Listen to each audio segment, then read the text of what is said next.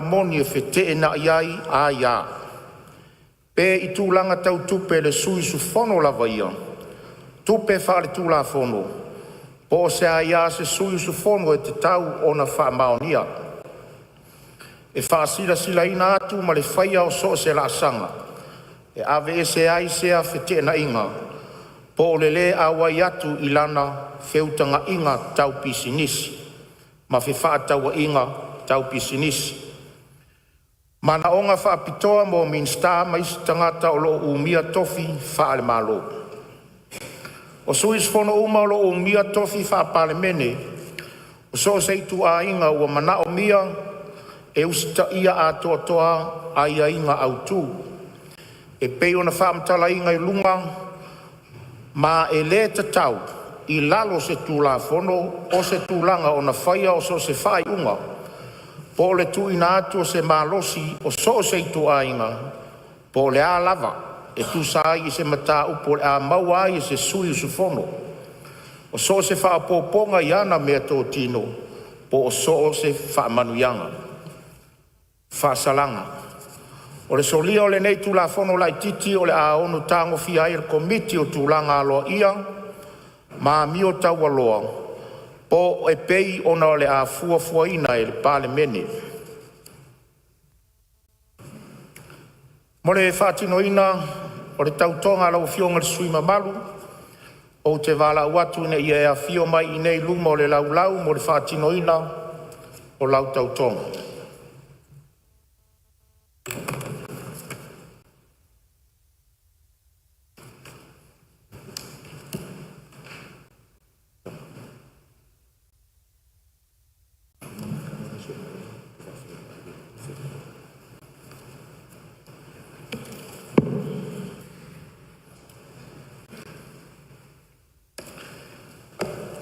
Ia tūlo wa au tau matau, I lunga tuspa ia, tau lo suafa, ma whai tau le tau tonga.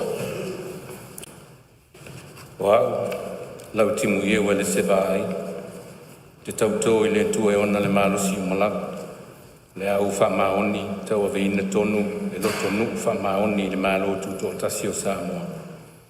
Ma o le a o wha tonu ina ma le tatau ai, ma le wha maoni o kiute. E vea ai se sui usfono o le pale mene o Samoa. Soso ni mai le tua I a teo. Alo whaftai ia, se whaasaini le sui moa.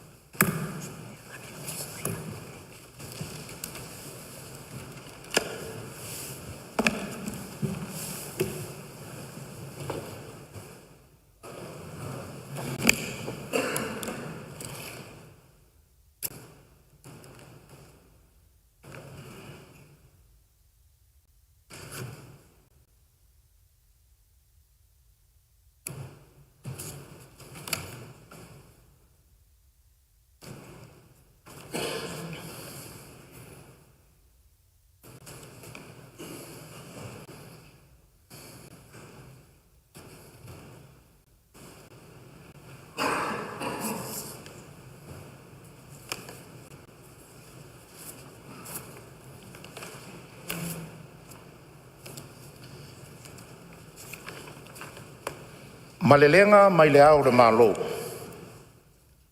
Tusi mo le whafonga whatalai. Tusai mo le matau pu lima sfumalei wa le whaavai o le malo tutua tasi o Samoa. Wo au tu ina tu nei le marienga I le fono au au fai tu la fono na te ilo nai le tu la fono tau whaofi wa whaalia I nei. Tu la fono tau whaofi o le whaatitau ino tupe lua afe luas fulmale ono, ele lua afe luas fulmale fitu. Tu ina atu ilo nei lima ele aso luas fulmale lima o me, lua afe luas fulmale ono. Sainia e tu imale lifano va le toa suala vile lua, o le au, o le malo.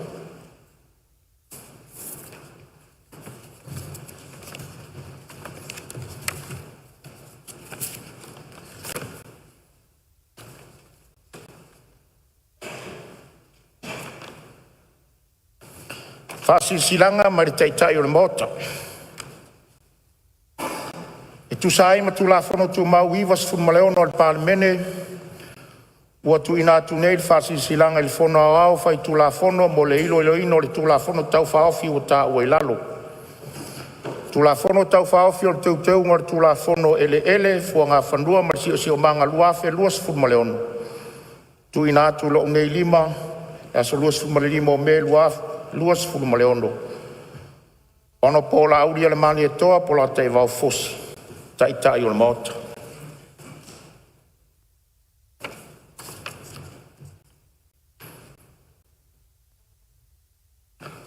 O lea ua e imalae le whaaletoa a le tane o le itu ma le ali o le itu. E pei o le mua whitalai a amalele. Ua noa foi le sai le tupu ina ua pale le au a ua loloma le whatipisi a le unga. Au paia mamamalu o le whanouso a Samoa e LEA vea.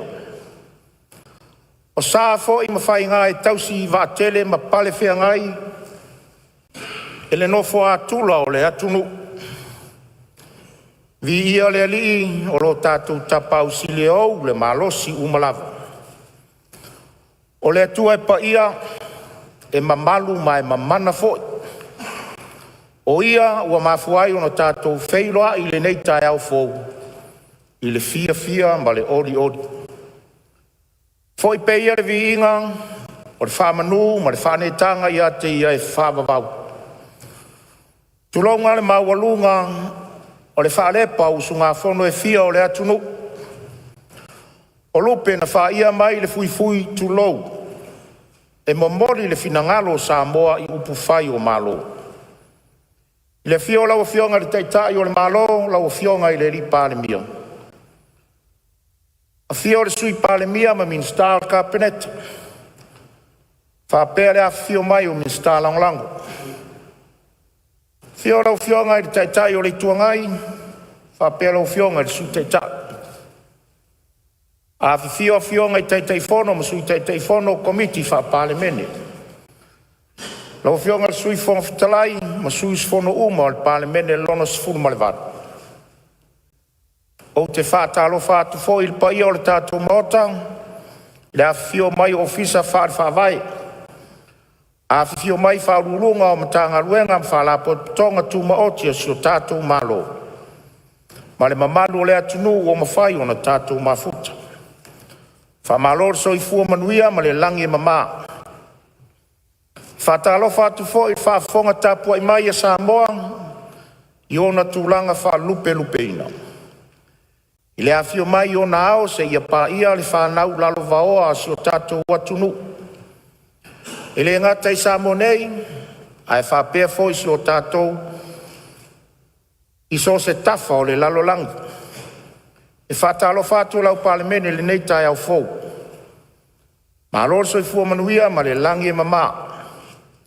O tātou iai le amatanga o le nei foi tausanga whapalemene, whamalo le folau, malo le tauatai, malo le ono sai.